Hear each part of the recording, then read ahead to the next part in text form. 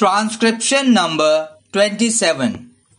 Mr. Vice Chairman, Sir, I rise to support the Plantations Labour Amendment Bill brought up by the government for our consideration.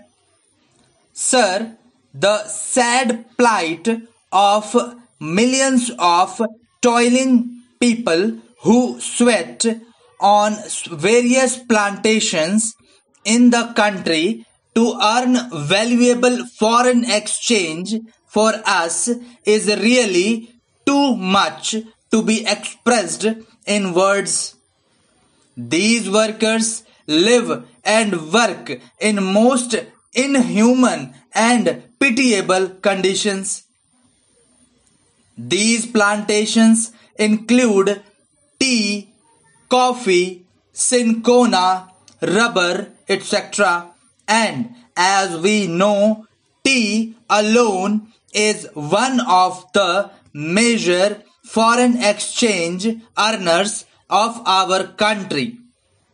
But, sir, it is indeed most regrettable that notwithstanding a lapse of 62 years since our independence, these workers who earn crores and crores of rupees by way of foreign exchange have to live in most miserable conditions.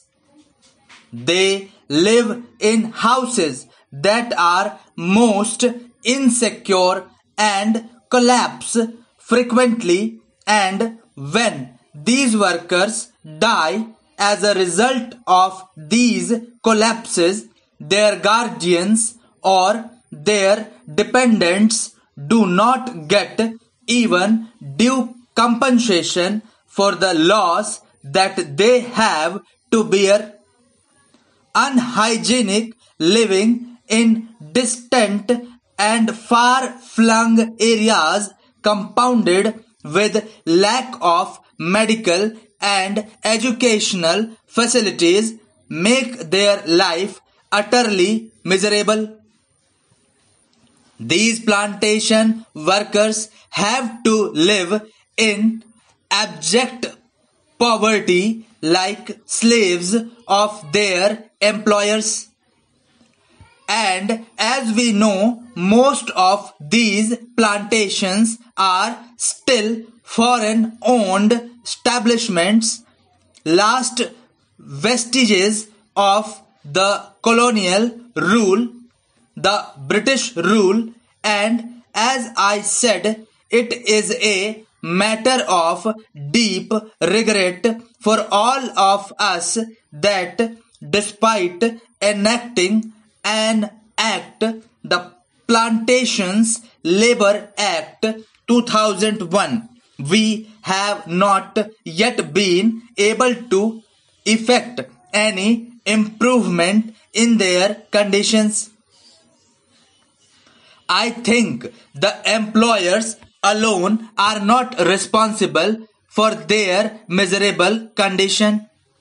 We are also as much responsible as they are, because although we could enforce the enactment and we could improve their conditions much earlier, we have failed in doing so.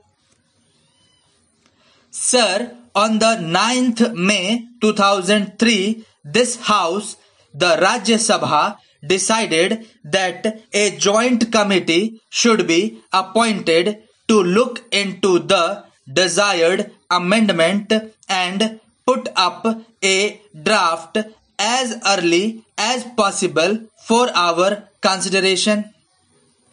On the 26th May 2003, the Lok Sabha also adopted our resolution, our motion, with the result that a 45-member committee in which 15 representatives were from the Rajya Sabha and 30 from the Lok Sabha was appointed to look into the matter.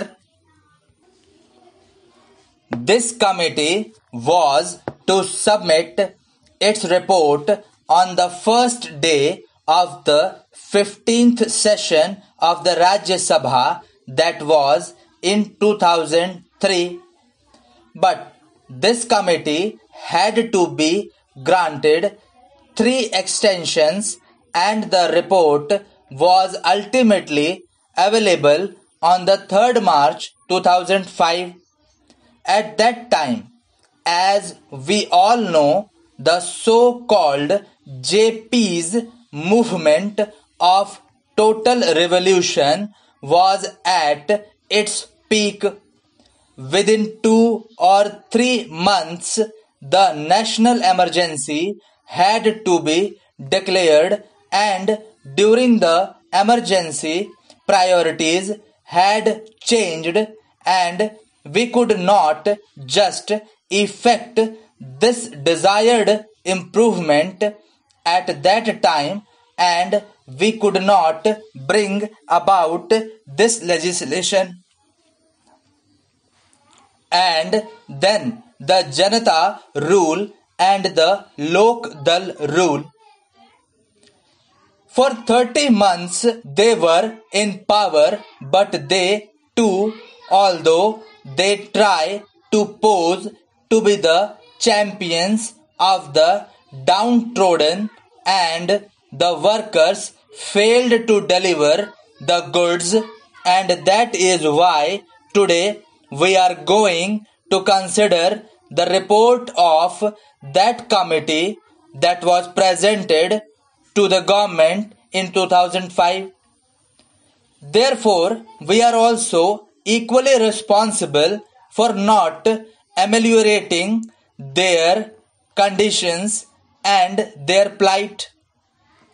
The committee had to consider 120 memoranda giving views and suggestions from various unions and associations, and 59 witnesses appeared before the committee, and that committee itself came to the conclusion that in various areas even the barest minimum facilities, such as arrangement for supply of wholesome drinking water, latrines, urinals, provision of qualified doctors, had not been provided, though these amenities are a must under the Act.